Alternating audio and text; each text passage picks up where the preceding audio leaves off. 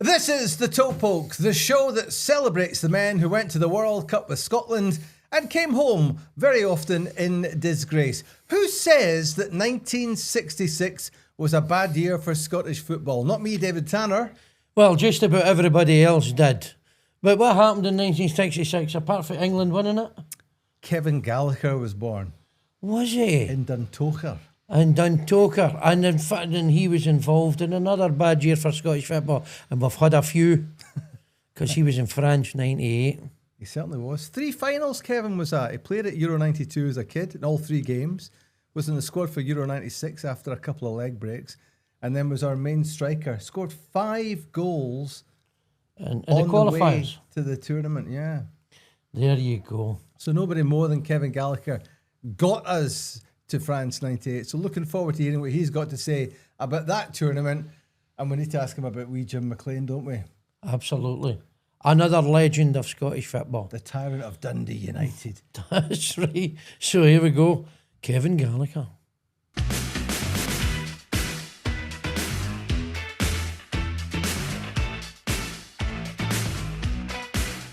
And I'm delighted to say that one of the game's good guys, Kevin Gallacher, joins us now. Kevin, how are you and where are you? Oh, I'm absolutely brilliant, David. I've had a good night last night. Blackburn Rovers got another 3 points on the board against their local rivals, Preston North End. So that takes a nice little lift and brightens up the day to come and speak to you guys. A good night. I thought you were going to tell us about some debauched evening, but no, it's the football. He must be getting old, Kevin Gallacher. Oh yeah, I mean, I saw that clean living. But you were a clean living guy back in the day. Were you not, Kevin? Yeah, I tried to live that way, yeah. Aye, I think so. You never saw anything scandalous or anything about you in the papers. I mean, so either you were really clean living or you were really good. Or a good lawyer. Maybe mentioned in the Epstein files, who knows?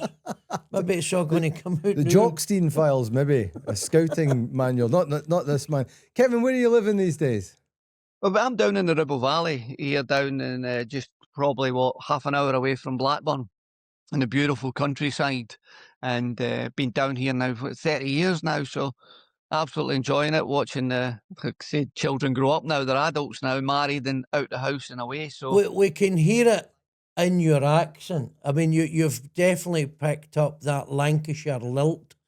And your kids will be pure Lancastrians, will they? They'll be like Lancaster accents. Yeah, they're definitely, they're not broad because obviously, I mean, my wife Aileen, she's for Dundee, and the girls have got a Blackburnian accent, but really it's as a class a telephone accent. It's polite. There's no slang words in there, but some of the lilt and tilts that we do with the accents, as everybody says about mine, it's all over the shop. But that's trying to live in different areas down here in England and get people to listen to you. Isn't it funny how some people pick up accents? A few weeks ago on the podcast, we interviewed Lou McCarry, who's from Edinburgh, Largs, bit of London, and he's got a bit of a Manchester twang. Whereas Willie Donachie's been down there the same length of time and still speaks like he's from the Gorbals. There's no hint of it. No, that's right. I never really noticed because Willie still got a Scottish accent, and that is weird because he never did he even play in Scotland? No, he was never good enough. No, right. Just the 15 years at Manchester City instead. Right. Aye, that's just a bit weird, isn't it? But I thought Lou was still very broad though, still very Scottish, wasn't he? He's got a wee twang. Aye. Because, he's been doing in Manchester and the potteries and all that and stuff. So, but I think it's just a natural thing. I mean, I've never left Scotland. I mean, I went to Edinburgh for 9 months years ago, but it never affected me. You picked up the accent. Oh, aye. Aye. This is why I talk proper, Nat, no? The bearings and the mornings. Aye. And Kevin, we're looking back to the World Cup now on the Toe Poke podcast. When you hear the words World and Cup, what do you think of? I think 98, that's what I think of. It's when, I always think of when I was a kid and I used to play in Clydebank in Mum and Dad's back garden and used to dribble round clothes poles, duck under rope, play 1-2s off my dad's shed, and chip it into a chicken wire net that was protecting the kitchen windows. And it was always Scotland versus Brazil in the final. And as a kid, that was a dream. You know, we beat England in the semis. That was easy. But then we got Brazil in the final, and it seemed to be every day in that back garden. And I remember sat down in a December evening and looking at it and just thought, we've drawn Brazil. We've drawn Brazil in the first game at a World Cup. And I just thought, that's our World Cup final because of past history with Scotland. We always seem to struggle, and we were always trying to get out the group stages. And so initially your first thoughts were, this is going to be difficult. And then we thought, well, Norway, we can handle Norway, we can beat them. In Morocco, we don't really know much about them, but we fancy our chances. But Brazil, for me, was my childhood dream that actually came to reality back in June 98. Do you pinch yourself now that you were one of those guys on that pitch, 1 billion viewers on television? Oh, yeah. And now you just said that, like the hairs on my back are all standing up now, and I shaved my back the other night. So I can't believe it. It's mad. It's just, going back to that, just when the thought of it, of what we'd done, the length of time it's took the lads to get to a World Cup as well. I wasn't expecting this length of time, but I'm glad it's happened because, you know, these guys deserve an opportunity to experience what we experienced in this campaign. And at one stage, I thought they were going to get the same teams until I realised that Norway were in the same group as Scotland, that we couldn't draw them. So, but 30% is no bad, is it?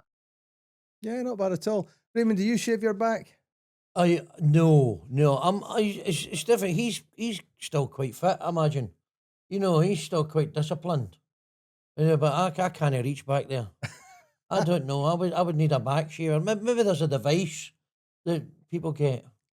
Kevin, I don't know if Kevin I've was got brought up in Dundee for a while, so maybe he's got something from the Sunday Post adverts. You know, those devices. The devices you usually knock yourself with.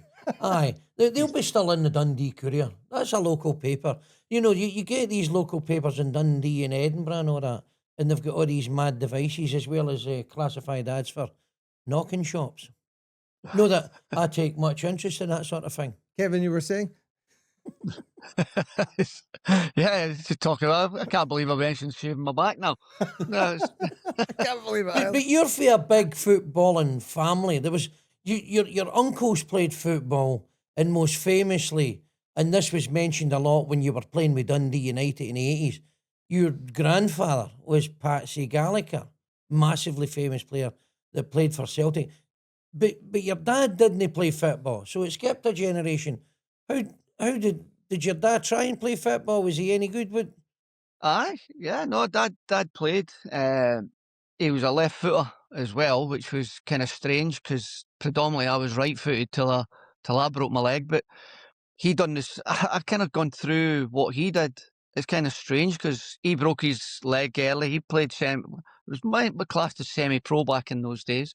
My Uncle Jack and my Uncle Tom, they went professional, as everybody knows from Grandad. But when you've got, 5 boys in the family, it's a high ratio. But Dad played football, broke his leg, then never went. He just went into the pub trade, and then it's the generations of the next generations, the grandkids really of playing. So there was a few of us. Stuart, my cousin, from Uncle Justin, he played for Airdrie, decent player, you know. And I remember going to watch him when I was younger.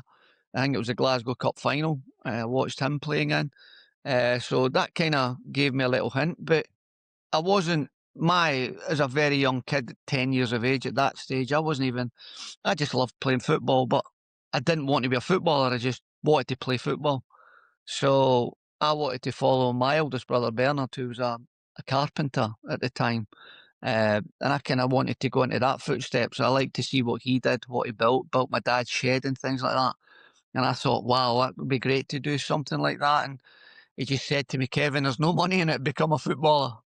So I mean, you wanted to be a carpenter, but you ended up signing for, it was Dundee United. Is that where you went? where the manager was Jim Jim McLean, McLean. who was also a carpenter. Was he? He was a carpenter as well, yeah. Jim McLean Yeah. built the press box Yeah. at Tannadice. Aye, and he built it in such a way you get trapped in it and he'd leather you, I believe. Never thought in that, a trapdoor. Aye, you're locked in, he's going to come in and lamp you. Is that So- where Dick Donnelly disappeared to? Now I know. What was he like to play for? Well, he's one of these legendary figures, Kevin, Jim McLean. I mean, I was talking to Phil Differ yesterday, the writer, because we're doing a kind of play together. And he said he was speaking to Jim McLean's son. And Jim McLean's son, I think he said his name was Gary, was it? I don't know. He says, he'd sit and watch a game. I'd sit and watch a game with my dad. And we'd watch a game. And it's as if his dad, Jim McLean, was psychic. He would say, when things would be happening on the field, he would know what was going to happen next, which amazed me.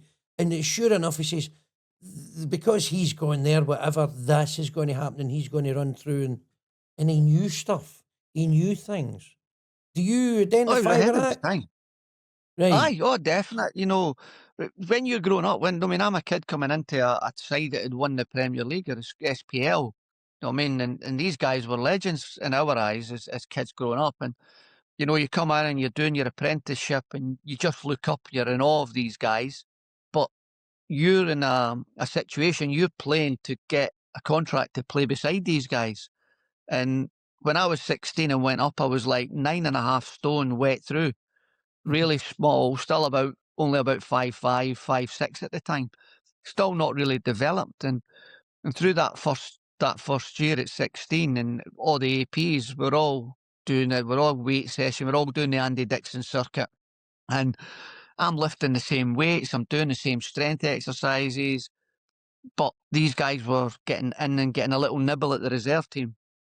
I never got a chance. So between 16 and 17, I just got told to watch the first team, watch a boy called Ralph Millen, watch a boy called Paul Sturrock, and learn for them, because that's the type of player I'm going to be.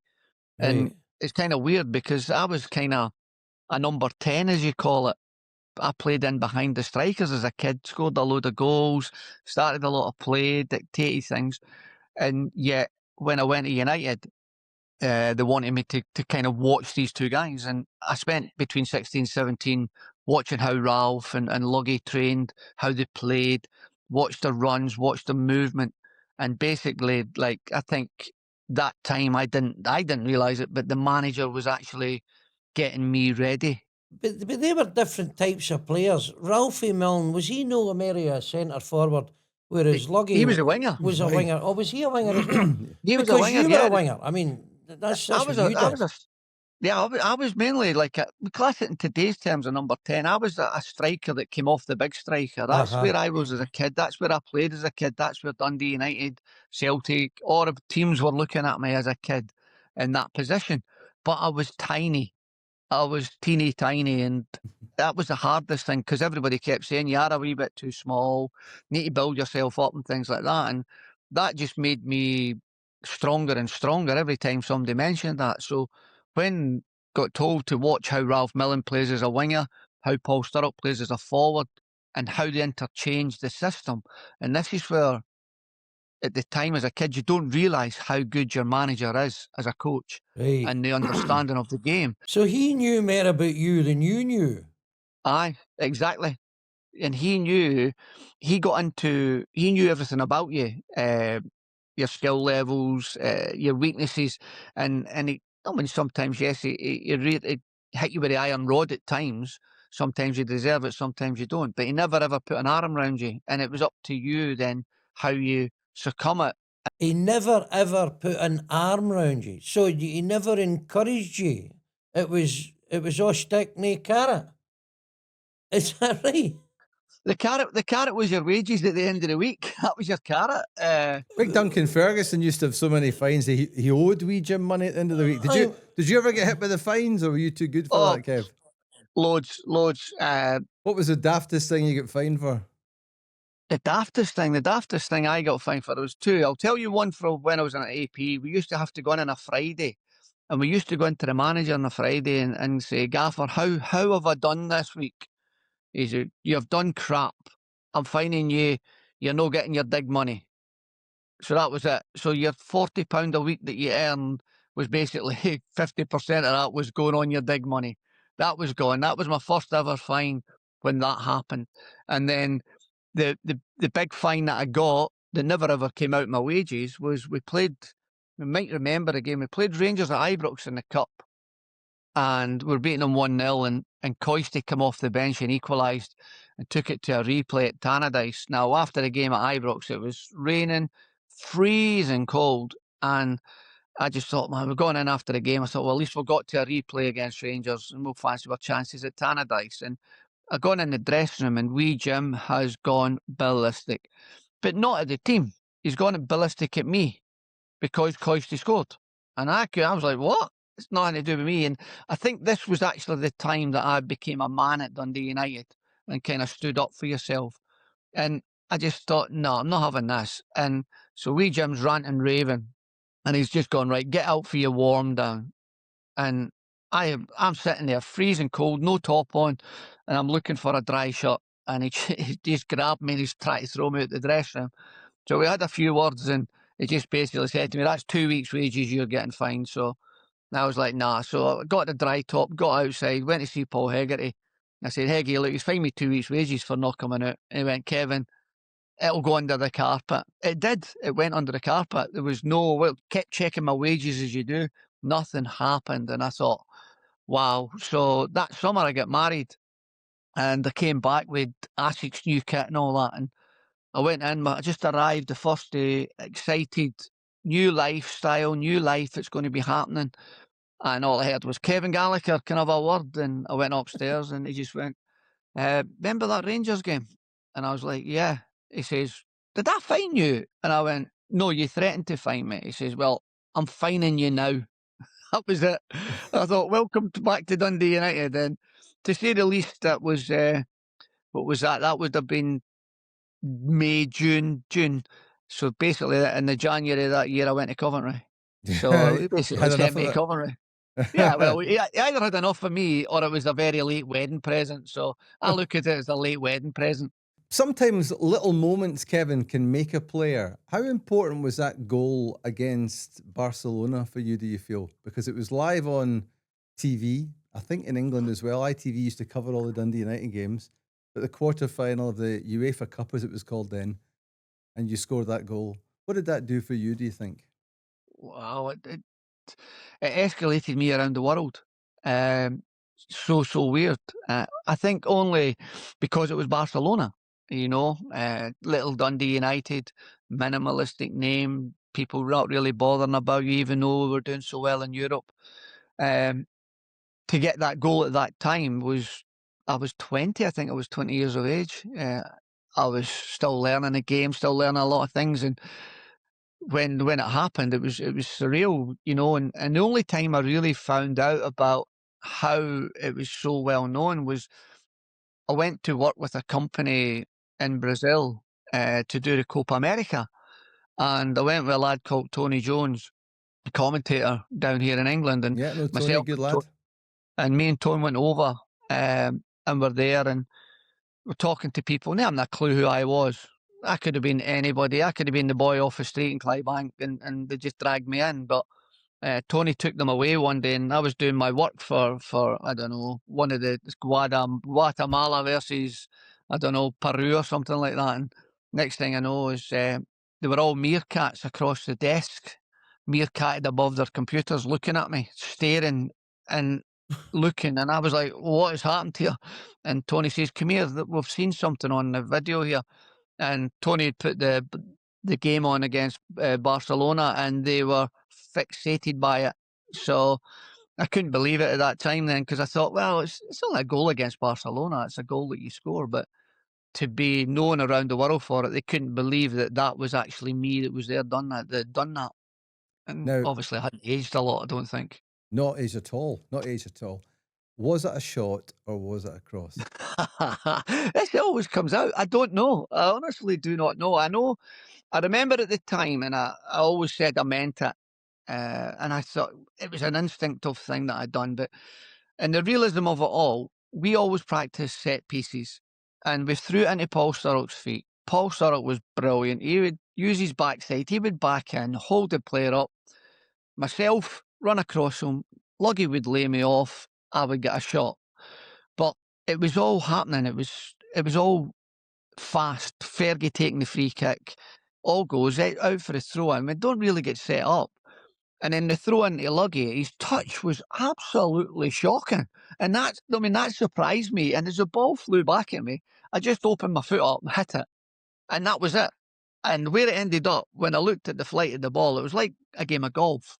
I was watching the flight of the ball thinking, that's a hole in one. And it flew in the back of the net. So I must have meant it. I don't know. And I still don't know to this day. I've watched videos, I've watched it back on YouTube, and everybody brings it up. And I know everybody's trying to get it back out of you. Did you mean it or was it a cross? I literally do not know. It was 110% pure reaction. See, I've never seen the goal, so I don't remember that. I don't remember seeing it.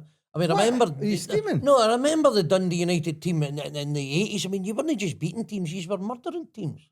I mean, they were incredible, but I don't remember the specific goal we're talking about. I mean, I remember you in the Scottish Cup final the following year. You'll recognise Right. it. You'll recognise it. Kevin, before we finish up at Dundee United, this podcast is called The Toe Poke in honour of Dave Nary's, well, possibly a toe poke. What was Big Dave like to play alongside and to train alongside? Because he's a guy, I've been involved in football for nearly 40 years. I've never met the guy because he just doesn't get involved in anything at all. It doesn't. No, I mean, it's when I get back at times and there is kind of little reunions or little dinners and that. Big Sash isn't there. He's I don't know what he does now. I think he just plays golf, enjoys his life, and has a great time of it, you know. But he was, you know, I mean, what a footballer he was, you know. Him, and when you've got players like Hegarty, Neri, Malpass, Goff, McAlpine, Thompson, Millen, Dodge, Sturrock, Bannon, Kirkwood, McAnally, Bowman, you name it. I mean, rattle these guys off. You can just rattle them off. What footballers it is to be brought up with, you know, and learn things off of as well, and talk to. And it's just, it's phenomenal to be among these guys at Dundee United. And So, how did Jim McLean? What did he have that we've already said he knew you better than you knew you, so he could spot something in players. the team around him done it. Aye, I mean, you're rhyming off all these names, and everybody knows all these names, and they were all top players, and they all played for Dundee United. I mean, that was Jim McLean that brought them all together, identified them all. What was it he looked for in a player? What did he look for? Everything. He covered everything, I think. You know, I think he covered your background as well. He looked at your family background. He looked if you were single, were you married, were you a drinker, were you a non-drinker, know what I mean, were you a womanizer, were you a non-womanizer, were you a ballet dancer, So were you a football player? wait a minute, so there was no bevy merchants or womanizers in that Dundee United team? Oh, Well, we can't reveal. He didn't say we that. can't reveal He didn't that. say that. Yeah. Right. No, to be fair, I mean, we had that drinking culture just like every other football club, you know, and the culture around it was fantastic. The players were there, and you done it as long as you played on a Saturday for wee Jim. I wouldn't say he didn't mind if he caught you. You know, you were on the end of a fine, and it used to be on a Friday morning where Thursday night some of the boys would go out, and Friday morning you'd be running around the track warming up around Tannadice, and then wee Jim would come down and he'd walk right up the middle of you, and for about 10 seconds you had to hold your breath so he couldn't smell any beer off you. So that was probably the best time ever, just holding your breath for 10 minutes. So he looked into your background, but so and to your mind though as well, what sort of qualities or characteristics, what sort of thing would you look? So take your background and put that to one side. As the player, what was you looking for in a player? Well, one, can you pass the ball? Can you run with the ball? Did you have game intelligence? You know what I mean? Depending on what position you played. And I mean, you look back and we had steady eddies. John Holt, for example, was fantastic young a player for Dundee. And then what a career he had at Dundee United. Another lad, we had a guy, Billy Stark, and at that time, even Derek Stark. Big David Beaumont, Maurice Malpass, they were at university playing first team football. So he kind of bent over a little bit to let you have education as well as playing football at times. But then obviously it started becoming a little bit harder. So the more guys that wanted to go to university, well, he told you to go to university, you're not coming to a football club. So he wanted winners out there. He wanted players that with temperament. He tested your character all the time. And he certainly done that with a lot of people. And if that character wasn't up to what he thought, then you butted heads against him. And that was more noticeable, I think, when we had young players like Ray McKinnon, Big Duncan started coming along, because Jim then had to change his way of management because the young ones weren't really accepting it as much as what the older boys did. But surely that then diminishes something in the way Jim manages, because if it was working, so the youngins weren't accepting it, were they rebelling? And then who did they have in their corner? I mean, what was happening then? I don't know. I got out. It was really weird because it's probably Richard Gough. They sold Richard Gough to Spurs a few years earlier, and everybody's looking at that thinking, "Oh, wow!" But people in the heart of hearts knew that Goughy would probably end up going to Rangers. Did you know that? Went to Rangers. Did you have a suspicion when he went to Tottenham? If Goughy wasn't going to succeed at Tottenham, he'd come back to Rangers. When Kevin Gallacher wasn't succeeding at Coventry, he's coming back to Celtic. These were always going about the dressing rooms and things like that. The difference was between me and Goughy was that I wanted headlines for me, and I wasn't getting headlines for me. I kind of knew I was a decent footballer. But when I came to England, nobody knew who I was. They didn't care about Dundee United. They didn't care about me playing in Scottish Cup finals. And even now, when I talk and do talks at Blackburn Rovers, and I say to them, put your hands up, does anybody think I had a career before Blackburn? And nobody puts their hand up because they think I just started my career at Blackburn. You're thinking, that's what it's like, because down here, they don't really have as much an interest in the Scottish football unless you play for Celtic or Rangers. And that is the weirdest thing ever. So for me, it was brilliant because I could blend in with the wallpaper and I could do whatever I wanted. And I think that's why my clean living thing comes out. You just never get caught. Listen, can we go back to the beginning of your Scotland career, Kevin? And that was in 1987. Andy Roxburgh was the manager. But if you look at the calendar for that particular week, you score in the Scottish Cup final for United against Celtic in the famous Frank McAvenny final. All right. Sorry. Then you make your debut against Colombia, Carlos Valderrama and all, and then you're off to Wembley. What a week that was for you. 1987, you were what, 20? Just 21. 20. Was it? No, was it 88? It was 88. I think it was 22 oh, sorry. at the time, yeah. Yeah, it was 1988 Cup final, 87, 88 Cup final. And it was against Celtic. And, we had miseries because the season before, the manager never started me against St Mirren, which I believe they should have started and would have probably won it. But hey-ho. So we get to the Cup final again, and it's Celtic. And it's my dream, innit? Celtic, the team you support as a kid, you're out there. I'm on a win-win situation no matter what. But I just want to go and prove to my mates that we can beat them, because we always had a bit of a wind-up, Dundee United and Celtic, and my mates. And I don't know if you've ever watched the video back and where they were celebrate, because when I smashed it past Alan McKnight, I ran to the right-hand side where all the Celtic fans were, because I knew that was where all my mates were.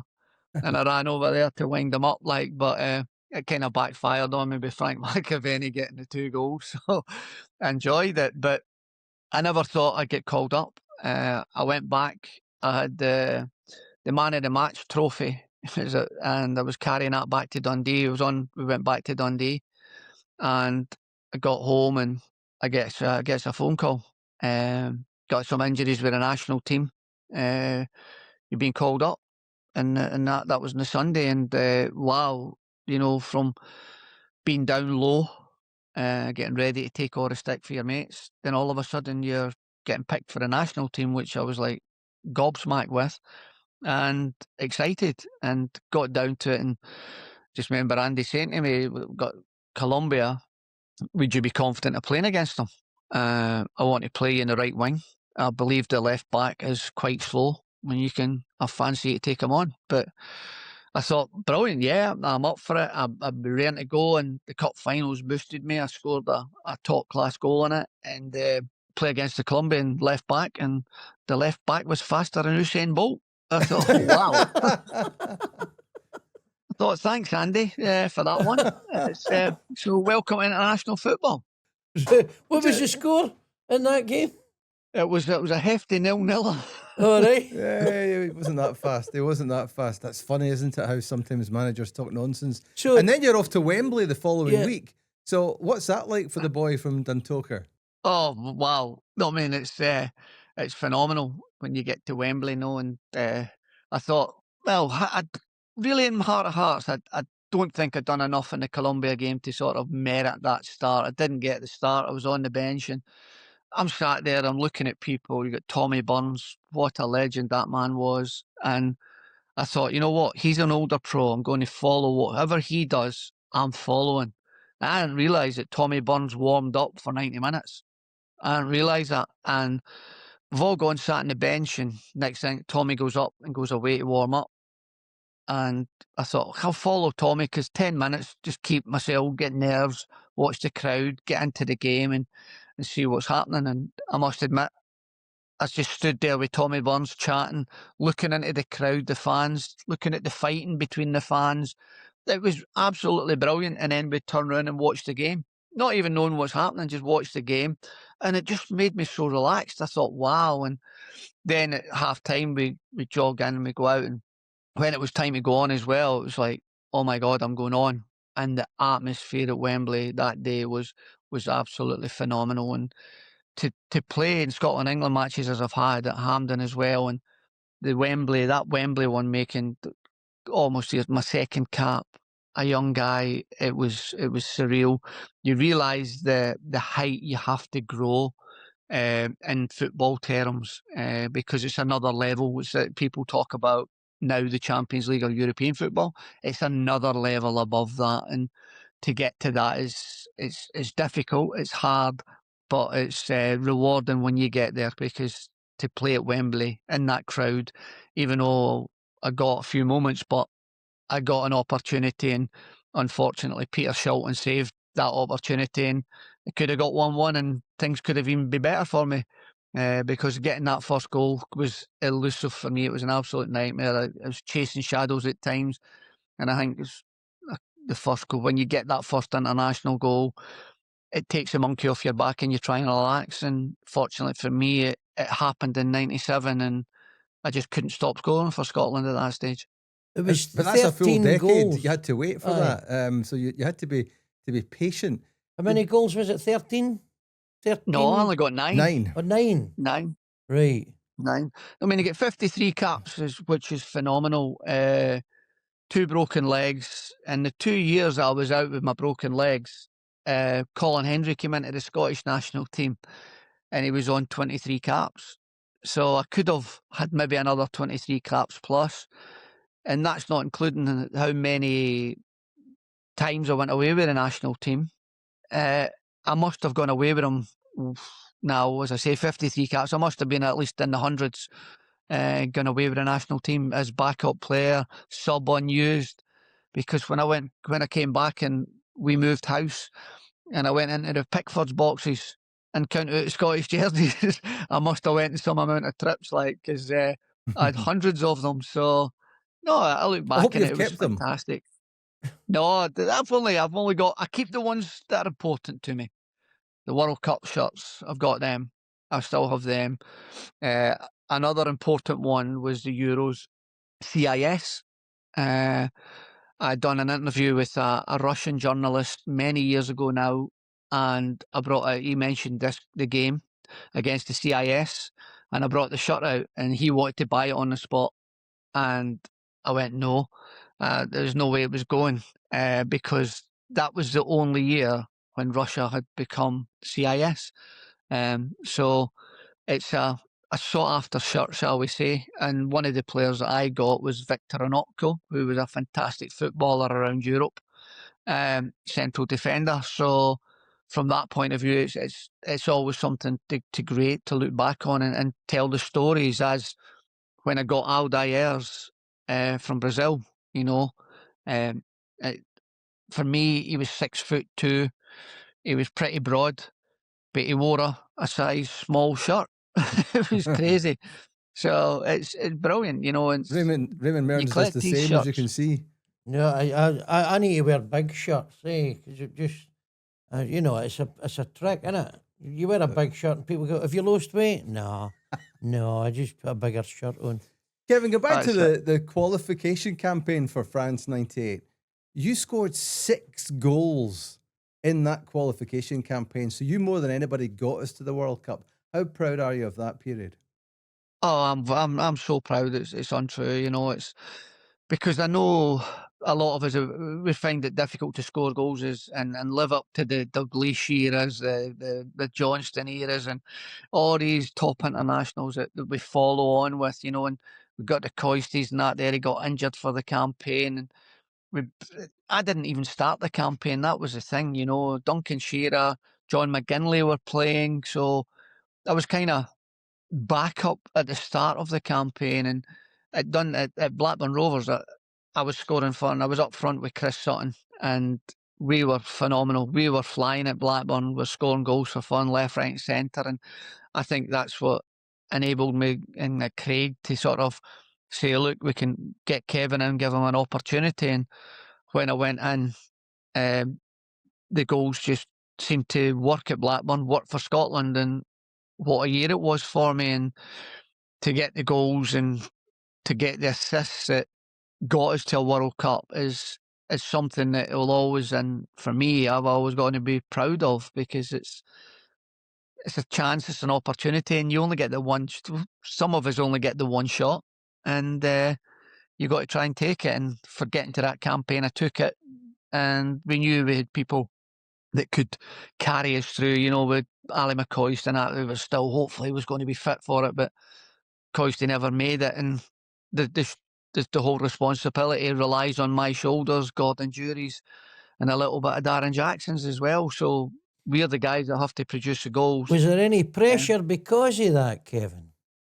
Oh yeah, there's always pressure. I think the pressure, you put it on yourself as well. You know, when you do so well, you want to carry it on. You know, and the three of us were doing well. Myself, Gordon, and Darren, we were doing really, really well in the campaign. And then when you get in the goals, you're becoming the key man, and it's how you handle it, you know. And the media always want to talk to me, and they were hitting me all the time. They were coming to you, they were asking press questions, and you have to get used to it. And me, it helps take it away from other players. If I can handle it, then hopefully they can carry the baton, shall we say, and you can help them. And it did. And to get through the pressures we had to play, I mean, I'd go and I'd take the Austria game, but the pressures we had going into the Latvia game was phenomenal. You know, we were so nervous. We were nervous. We settled down, and we needed that first goal because, I mean, they created a couple of chances, but we had to get a goal. And we still knew by the end of the game that we might not qualify, but it was a high percentage chance that I think it was Spain to beat a small nation at the time. And they did. Spain won it, which meant we qualified. So that was the good side of it. We had to wait after the game. It wasn't like it was instant. Oh, we win the game, we qualify.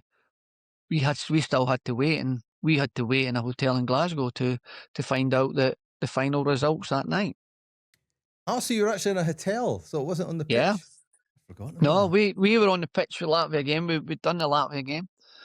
We celebrated to an extent of, right, Spain, I can't remember who it was, Spain versus someone, and we had to wait on them winning, and that was the key to it. So we're not going to hang around Hampden. You've got your families there, so we all went back in a Glasgow hotel, and we were back there. And next thing we know is we're waiting on the results coming through, and next the result came through, and next thing I remember, I was back in Blackburn. So that was it. It was getting ready for it. So it was a good night, I shall say that. And we went back, and it was a case of waiting for the December for the draw. Who are we going to get in this World Cup? It'd be brilliant. So going into the tournament, you'd already mentioned that Brazil was your World Cup final, if you like, right? And then Norway and Morocco. Were you, was the squad confident that they could qualify for the knockouts? Yeah, we went to a World Cup with the best defensive record at set pieces, best defensive record in Europe. You know, we were hard to beat. We were an experienced team, but we started carrying a tag of Dad's Army, you know, and people were calling us Dad's Army. Even the Tartan Army were calling us Dad's Army, because probably the majority of us were in our 30s. And people listen to the media, read newspapers at that time, and you're thinking, right, they see it as old. But we seen it as probably the last opportunity, the last chance to be the first national team to get through a group stage. And this is an opportunity. You got Brazil in the first game. Normally they're not the best in the first game, so you can maybe catch them out. We fancied our chances to get a draw in that one. Then Norway, we fancied our chances against Norway. There was no doubt about that. We could beat Norway. Morocco, we didn't know much about, but they'd be the weakest in the group. They were the weakest in the group. Right, well. But it kind of completely backfired. You know, we had our chances against Brazil. We just didn't quite take it. Got drawn into, unfortunately, Boydie's OG, which was a bit of fate for Brazil and a little bit of luck for them. But I think that set the stem up for Norway in their final game, because Norway played in a manner that exploited the areas that we exploited to a minimum, and it opened up, and they went and battered Brazil, but Brazil didn't care because they had qualified. But Norway, Morocco and Scotland could have qualified to get through the next round. That was our big chance. It was Morocco. We watched Morocco against Norway. We watched Morocco against Brazil. And they were by far the best football side out of these teams. Morocco? And we went into that game, I think, all of us, believing that this is going to be easy. And it completely got our backside well and truly kicked. How did you think it was easy? Surely the managers have given you a proper dossier saying, no, these are top drawer. Was the dossier a bit short, do you think? No. Craig covers everything. Craig Brown covered everything. You know, everything about the team that you're playing against. It was just that. Maybe you needed Jim McLean to look into their background. See, probably, they were getting bevied or going with women. get in deep to it. I don't know what it was. I don't know. It happens in matches. You think, well, this is a game that we could see. We watched the videos, as I said. They looked good at the time, but we believed that, well, we could beat this team. We can beat them. This is it. This is our big chance. And I think sometimes in heart of hearts, we were really nervous. I was nervous. For some reason, it's trying to shake the butterflies out your stomach, and it's not happening. You're like, well, what's happening to my stomach? Because normally in these games, you fly through it, but you're waiting for opportunities. So you're going on against Brazil, and there's butterflies in your stomach. You're nervous. Is that right?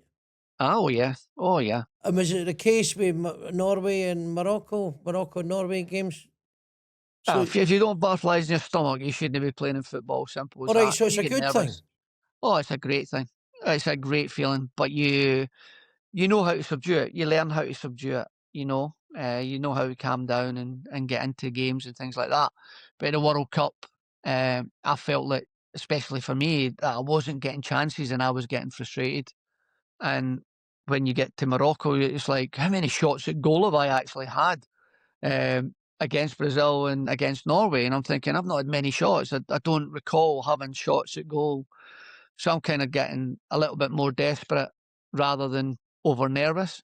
And that's the kind of thing. So if anything comes my way, you snatch at things. And I was waiting for something to happen and nothing happens. And you think, well, I'm disappointed, because you go to a World Cup, you get them there, you score goals. But when you get in that World Cup, it's even harder to score the goals, because, you know, at club level, you can have 3 chances and you got to take one of them. Yeah. International level, you've got 1 chance and you need to take it. It's a totally different level. But you'd played in the Champions League with Blackburn, had you? Yeah. I mean, were you in that campaign Do you remember, what was his name? Lasso and David Batty. Were you in that game where they two started in boxing? Russia, yeah. No. I was fortunate. I was sat in a warm house watching the game like everybody else, and then embarrassed for the guys when it happened. Like, so, no, it's one of those things. It should never have happened. They both know it. Where it should have happened was on the training ground. They didn't. They vent the frustration out, and the guys. Bats is a wind up anyway. And there was a little bit of history between David and Graham, and it was just one of them. It's when you're not having a good game and somebody blames you for something, sometimes you snap, and Graham Lasso snapped, and I think that's what shocked everybody. It was the wrong time, and it was, for the club at the time, was quite embarrassing for them as well. Who was the most annoying, David Batty or Chris Sutton? Well, I spent 6 months with David Batty on rehab, and I'll tell you what is the most frustrating time of my life. I must admit, it helped me though. It was hard work, it was fun, it was laughter, but there was lots of tears, Mickey taken, and put it this way, there was a lot of things broken in the gymnasium because David Batty just wasn't interested. One of the fittest natural footballers you'll ever meet, but he's not got an interest in anything. But I've got to take my hat off to him for the 6 months that he was rehabbing with his Achilles, and I was coming back from a broken leg. We pulled each other through to get us back to playing football again and playing at high levels. And for me, having Bats beside you there, it was brilliant. But Sutty is a nutter. Sutty is mental. And if you got Sutty and Billy McKinley in an away match, you never went up the stairs first, because you got hit with carrots, beans and rice that were flying down the stairs that they used to put inside their beanie hats and sneak out from the canteen, and next thing you know, you're getting pelted with food all over the shop. And Sutty's just mad. But Sutty's Sutty. He's not changed as a pundit, as a person. He's a great lad, absolutely fantastic to talk to. But his one-liners are, oh my God. He's got a very, very sharp sense, but he's a very clever lad at using it as well. And I think that's why he does so well in the media. Yeah, 100%. Yeah, he's 100%. quick. Yeah. Just go back to the World Cup, Kevin. Did you feel, obviously you felt pressure, but we talk a lot about mental health now in footballers. How intense was it when you had all these high-octane games? You've seen how players were treated in the past in Argentina. You were just old enough to remember watching that, and they get stick when they get knocked out in 82, they get stick in 86, they get stick in 1990. Was it tough? I think it is tough. I think as you get older and wiser, you get used to it. You know that with the national team, with a defeat comes stick. It's part of nature. Sometimes when I turn the clock back, when you're a young player, you look at the older players and how they handle it, and you try and learn from that. So then you get into it yourself. And I think most of the guys that travelled on that campaign could handle pressure. A lot of the lads that played with Celtic and Rangers, they're playing Champions League football every week. That's pressure. You're playing for Celtic and Rangers and you're trying to win the SPL every year. That's pressure. So the mentality side of it, and it was no different for myself at Blackburn. We're trying to win the Premier League in England, and we're trying to beat Man United and Arsenal, and we were up there with them for those seasons. And the pressure's in it. It grows within your head, and it's a mentality thing. Yes, you need a little bit of help at times because sometimes you bottle it up. And the good thing about it, and my wife always tells me, when I played football, we got rid of the stress on the pitch because we kicked lumps out at each other. When you don't get allowed to do that when you retire, it builds, and it's kind of strange because it builds up, and then your family see you changing because they're so used to you coming back because you got rid of that aggression. And that's why I think a lot of footballers struggle with the mental health side of it because they don't know how to park the mental side of things. Yeah, they've not got an outlet for that. Learn. Yeah, you need that. That's where you're letting it out. You're on the park. You're getting all that cortisol. You're using it up. Yeah, that's an interesting idea. Maybe they should buy drum kits or something. I don't know. But a lot of them play golf, don't they? A lot of them play golf part-time. Yeah. I mean, golf is a good outlet. You get away, but it's a physical aspect of hitting the golf ball. You want to smash the golf ball, so you're forever losing the golf balls in the rough all the time. So that's the downside of it. You know, they've got these rooms now, haven't they? Anger rooms. They could have done with them in our day. They would have been brilliant. Nah, you never heard of McLean's office. That was a home dressing room at Dundee United. Take it back to the Morocco game where you think you're going to go through to the next round and you're out. Craig Burley spoke about a Rami in the dressing room at half-time and at full-time in that game. What are your memories of that kind of the tension spilling over and boiling over at that time? Oh, there was Rami at half-time. I spat my dummy out. You know what I mean? I was absolutely pissed off. No service, no nothing. And one opportunity came across my way between me and the goalkeeper. And if I go and try and head it, the goalkeeper breaks my neck. There was no way I was doing it. And I came in and I think it was Boydie and VJC had a go at me. So I just took my shirt off and I just told him to F off. And I says, get somebody else to do your spade work. I says, start creating stuff for the forwards and then you can have a go at us. And people weren't happy. I was absolutely fuming, but I think that was probably 3 games worth of anger coming out in one performance. It happens, but I've got no grudges. You know, we all have a go at each other. We try and lift each other. It just wasn't happening. And when players are having bad games, some players go quiet. Some players have a go at other people. And I just let my steam out, as I thought, because we were absolutely shit. And that was the fact. And I was angry because I wasn't getting opportunities like I got in the qualifiers or never got anything in the Norway game. So frustrations for me flew out at half time. And see if you went back there now, Kevin. See if you went back there now, if you're back in that moment. Would you do the same thing again or would you do it differently? How, reflecting on it now? I'd probably turn it around now. I think reflecting on it, I did spit my dummy out. I should never have reacted that way. I would have probably turned round and been more calmer about it and basically said, well, if you guys pick your game up, it might help us defensively and go in a strategic manner. But it was one of those things. I think inside there was a lot of frustrations in me because I was so used to the boys creating things and doing things and then me being able to self-create things. And I wasn't getting that. I never got it in the 2 games before. And I think it built up in the Morocco game. And when you're getting beat, that's when things spill out. And, you know, we had a reunion. We spoke about it. The boys wound me up about it. And I admit it, I spat a dummy out on an occasion.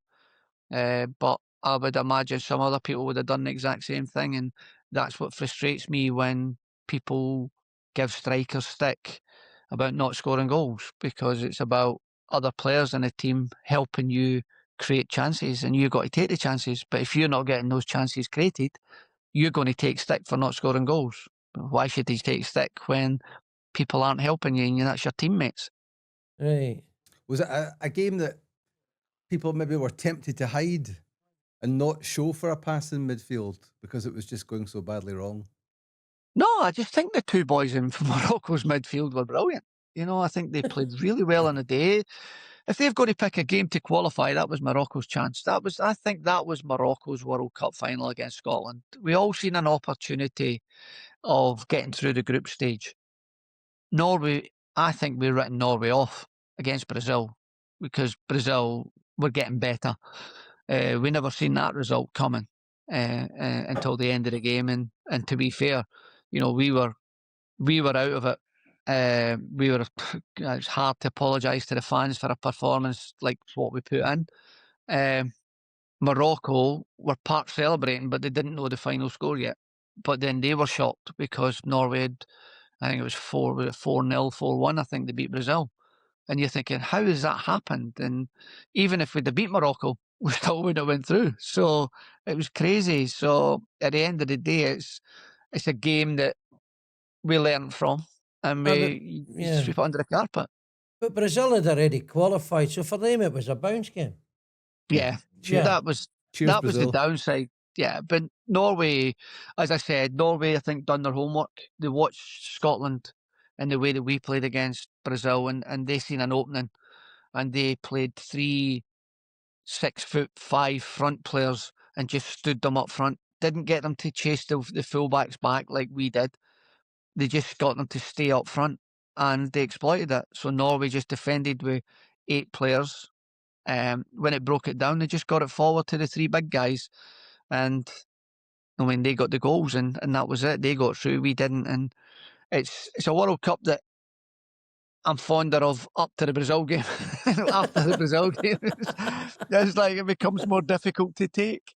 Scotland didn't qualify for the World Cup for almost 3 decades after that. What do you think went wrong after that? Was it down to personnel retiring at that time and then experience being lost? What do you think? I think at the time that we were at the World Cup, people were looking for young players. Is that players. Alan Rough in the background? I hear something. Something. He's cheering for his dad. It was one of them. We didn't have an abundance of kind of 24-year-old talented kids. We didn't have that. We weren't spoiled for choice with the national team. There was a lot of us in their 30s at the time, and people starting to write us off because you're in your 30s and your age. And I think a lot of players knew that this could be the last World Cup. We don't know, because we're Scotland. At the end of the day, we didn't qualify for 94. We're Scotland, and we have to get through stages. And to be this long with the players, I think when I retired or when I got retired out of the national team, because I'm still not retired, by the way, so just to let you know that, I never retired from the national team. So I'm still available. So Steve Clark, if you're listening. I spoke to Clark, I'm still available. But no, so really, when we retired, and you're looking when Bertie Vogts came in and tried to bring peer pressure from the Tartan Army of get the young boys in, it's their chance, it's their opportunity. It showed to me that the national team wasn't ready to send the young kids out. And unfortunately, from then, it's been quite difficult to recover. We've had some talented teams. Now, I look at James McFadden and that squad of players, how they never qualified for anything. It was kind of strange. Chris Boyd, you're looking at him, how he didn't get more games because of the goals that he scored. And you're thinking, like, how we got players on paper who are fantastic, but were just never produced what we did. And it's quite hard. This team now are the same. They're good quality players and they've grafted hard. But this is the easiest time now to qualify for major competitions. Because the more teams are getting into the final stages. Yeah, and the good thing about it is it allows us as a national team to get there. And I think it's brilliant now, because now hopefully we will see Scotland get into these competitions. Not necessarily though, because there's a lot more countries now. I mean, the old Yugoslavia is now 6 countries. Yeah, 67. Bosnia, Croatia, Serbia, Slovenia, North Macedonia, and all that. And the CIS, the former Soviet Union, the 15 teams. And so, do you know how not many necessarily. Teams, when you mentioned the CIS there, which was the sort of holding state between the Soviet Union and the new Russian and its satellite states, because most of that team was Ukrainian. Mikhailichenko and Kuznetsov of Rangers were Ukrainians. But the point I was going to make about Euro 92 is there were only 8 teams at that tournament, and Scotland was one of them. There were only 8 teams. Is that right? 2 groups of 4.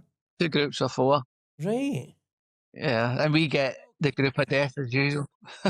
I mean, it's incredible they got there. Aye, well, I mean, in that game against the CIS, it's 3-0, was it? Yeah. It's 3-0. Aye. Yeah. I mean, that was great, but did we play Sweden? Did we beat them 2-1? No, we lost to well, Kevin. I mean, Germany and Holland, wasn't it? Yeah, that was Dennis Bergkamp's coming of age on the big Right. stage. Whose strips did you get at that? Can you remember whose strips you got at Euro 92? Matthias Sammer. Wow. Uh, That player. Van Tigeland, I think it is, for Holland. Yeah. I think. And the CIS I got an optical. Wow. So that's the What three about shirts France I got. 98? Which souvenir jerseys France did you get? 98, I got Aldair. Who did I get for Norway? I can't actually remember who I got for Norway. And I think... Henning Berg, maybe? No, I never got Henning's shirt. I think Colin changed me Henning. I can't remember who I got for Norway, but for Morocco, I think it was a boy Tricky. They were all a bit tricky. Triki, something like that. Yeah, that was it. It's appropriate, that one. But I'm trying to think. It's kind of weird, like, because when it was Euro 92 as well, like, and try to remember who I got for the ones as well, like, so swapping shirts. You've been there at the World Cup, you've been at the Euros, you've played against Brazil, you've played against Norway. What advice would you give to Steve Clarke and the Scotland players ahead of America? I don't think I need to give Clarke any advice. He's been in the national teams many times as well. He understands the national setup. It's all about, what Craig did was when we went to 98 World Cup, he turned our hotel into a house and how each player lived. We all brought, Craig asked us to bring how we wanted to live for a period of time, and we took it to San Remi with us and upturned the hotel into basically how we all lived and how we wanted to live. And I think if Clarke can do that with the lads, it might be a little bit difficult in America, but if he can do that, it makes it more homely, a homely environment. And that was the way Craig done it. Clarke's been brought up in that era in education as well. So for me, I think that's what he'll look at, is make it a family-orientated group of lads and make it homely for them. Who do you play up front? Who are the strikers that you like in the Scotland setup? Oh my God, it's difficult, isn't it? Because the list is beginningless.